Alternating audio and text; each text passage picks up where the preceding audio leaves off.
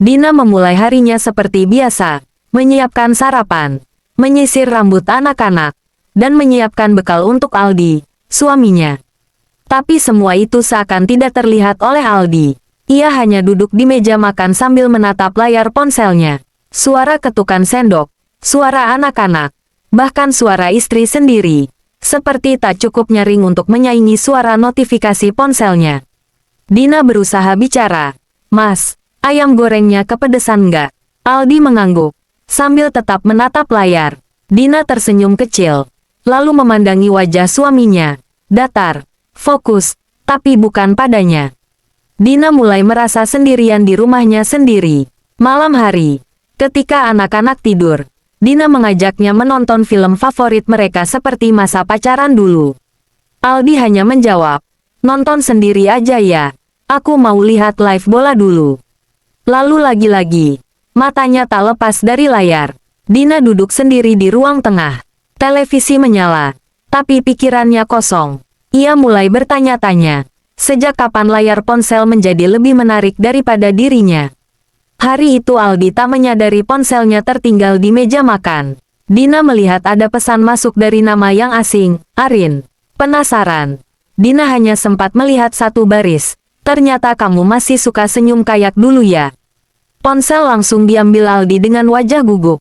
"Jangan utak-atik HP aku." Ya, itu kali pertama Aldi memarahi Dina sejak mereka menikah. Dina tidak menangis, tapi matanya penuh beban yang tidak dia mengerti. Dina mencari tahu sendiri. Ia membuka media sosial, mengetik nama Arin, dan menemukan akun dengan foto perempuan muda yang cukup menarik. Di bagian bio tertulis, "Single mom healing through writing." Malamnya, Dina menyimpan kecurigaan itu sendiri. Ia tidak tidur nyenyak, sambil memandangi wajah Aldi yang tertidur di sebelahnya. Ada sesuatu yang menyelinap di hatinya, bukan cemburu, tapi rasa kehilangan yang begitu dalam. Saat Aldi mandi, Dina mengambil keberanian membuka ponsel itu. Ia hafal polanya, membuka galeri. Tak ada yang mencurigakan. Tapi di aplikasi obrolan, ada ratusan pesan antara Aldi dan Arin. Mereka bicara tentang masa lalu, tentang perasaan, tentang bagaimana mereka sama-sama merasa tidak dihargai oleh pasangan mereka masing-masing. Ada satu pesan dari Aldi yang membuatnya terdiam. "Kadang aku rindu sama kamu, sama versi hidupku waktu masih bisa bebas." Keesokan paginya, Dina tidak banyak bicara. Ia hanya mencetak percakapan itu dan meletakkannya di meja makan.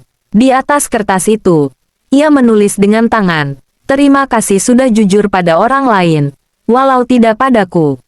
Setelah anak-anak berangkat sekolah, Dina meninggalkan rumah tanpa pesan. Aldi pulang sore harinya menemukan rumah sepi. Tak ada suara, tak ada makanan, hanya suara ponsel yang tiba-tiba jadi tak penting. Dina bermalam di rumah ibunya. Di sana, ia hanya bilang, "Aku capek." Sang ibu tak banyak bertanya, hanya memeluknya dan berkata, "Kalau kamu diam, dunia nggak akan tahu kamu terluka." Aldi mencoba menelepon, tapi tak diangkat. Ia mengurus anak-anak dengan kikuk. Untuk pertama kalinya, ia merasa kehilangan sesuatu yang tak bisa diakses lewat layar, kehangatan istrinya. Dina akhirnya kembali ke rumah. Namun kini ia berbeda. Ia lebih tenang, lebih sibuk menulis blog tentang kehidupan rumah tangga. Aldi mulai menyadari betapa kosong rumah itu tanpa percakapan dari Dina. Tulisannya viral, judul blognya, "Ketika Ibu Menjadi Hantu di Rumahnya Sendiri." Banyak istri lain yang mengaku mengalami hal serupa. Aldi membaca diam-diam, dan matanya panas, bukan karena marah, tapi malu dan sedih. Tak lama kemudian, Arin menghubungi Dina, ingin bertemu dan meminta maaf. Mereka bertemu di sebuah kafe. Arin mengaku tidak berniat merusak rumah tangga siapapun, tapi juga merasa kesepian.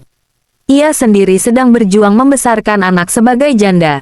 Dina hanya menjawab, "Kesepian bukan alasan untuk meminjam hati orang lain."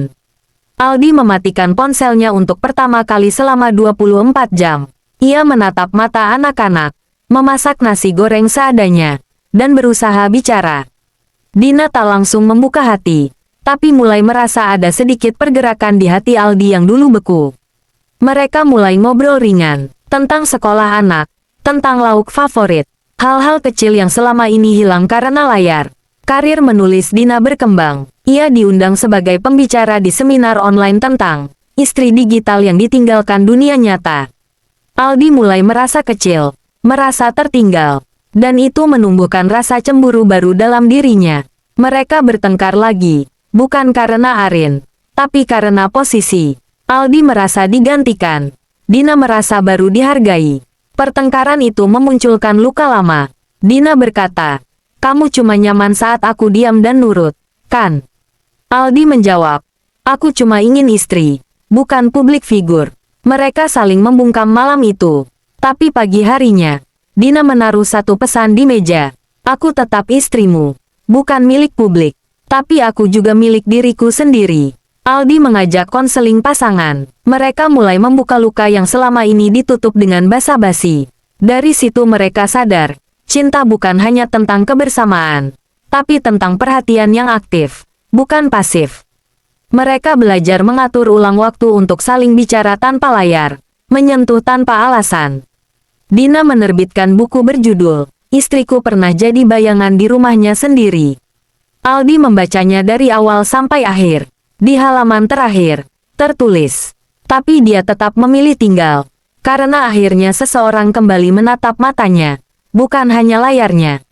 Aldi menangis diam-diam di kamar. Di meja makan yang sama, mereka duduk bersama. Anak-anak bercerita dengan riang. Aldi menyimpan ponselnya di dalam laci. Dina menggenggam tangannya. Mata mereka bertemu. Kali ini lebih dalam daripada sebelumnya.